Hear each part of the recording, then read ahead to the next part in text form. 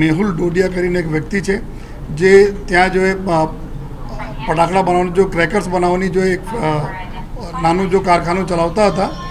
અને પછી જો એના મધર હતી જો રમીલાબેન કરીને રમીલાબેન ડોડિયા આ જો રમીલાબેન ત્યાં સંચાલન કરતી હતી જો અને એના એક પાર્ટનર છે સાદિક સૈયદ આ 3 લોકોના આ ભાગીદારીમાં ચાલતા હતા જો આ ગેરકાયદેસર રીતે જ્યારે આપણા રથયાત્રામાં બધા પોલીસ બિઝી હતી એના લાભ લઈને જો આ ગેરકાયદેસર રીતે જો એ આપણા દાહોદ જિલ્લામાંથી અલગ અલગ જગ્યાઓથી આપણા ત્યાં લેબર લઈ આવ્યા છે લેબર લઈ આવ્યા પછી જો એના બનાવતા હતા અને બનાવવાના જો પર્પઝ હતા કે આવનાર જો એ શ્રી ગણેશ ભગવાનના જ્યારે વિસર્જનના પ્રક્રિયા થવાની છે ત્યારે એના દારૂખાનામાં એના જો અમુક જગ્યાઓથી ઓર્ડર મળેલા હતા જો આ ઓર્ડર પ્રમાણે આ લોકો જો એ ત્યાં બનાવતા હતા અને એનામાં આ બ્લાસ્ટ થયા આ જ જગ્યા ઉપર 2014માં જો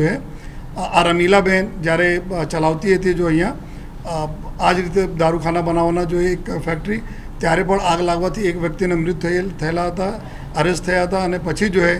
એના લાયસન્સ વગેરે બધા કેન્સલ થયા હતા અત્યારે એના દીકરા નામે જો આ મેહુલ ડોડિયા નામે જો લાયસન્સ લીધા અને 2020માં અને પછી જો લાયસન્સ લઈને જો આ લોકો બનાવતા હતા અને પછી જો 4/3/2026 રોજ એના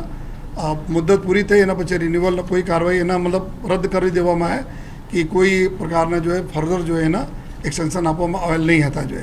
અને છતાં જો આ ગેરકાયદેસર રીતે બનાવતા હતા જેના દુઃખદ બનાવ બના લે છે ટોટલ જેટલા બી લોકો ડેથ થયા રાતોરાત એના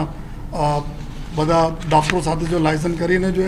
એના સારવાર અને જેના જો દુઃખદ અવસાન થયા જો એના જો પીએમને પ્રક્રિયા કરીને જો પૂરી એના વતન જો ડેડ બોડીઝ જો એના સગા સંબંધી પાસે પોલીસના સાથે જો અને મોકલી આપવામાં આવેલા જો એના 9 બોડી જેટલી હતી સંજેલી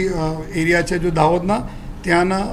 મેક્સિમમ લોકો હતા જો કપડવંજના એક હતા ઉમરેઠના એક હતા જો અને એક અહીંયા રામોલના હતા જો અને બાકી જો ઇન્જર્ડ થયેલા છે જો ઇન્જર્ડ અત્યારે સિવિલ હોસ્પિટલમાં એડમિટ છે.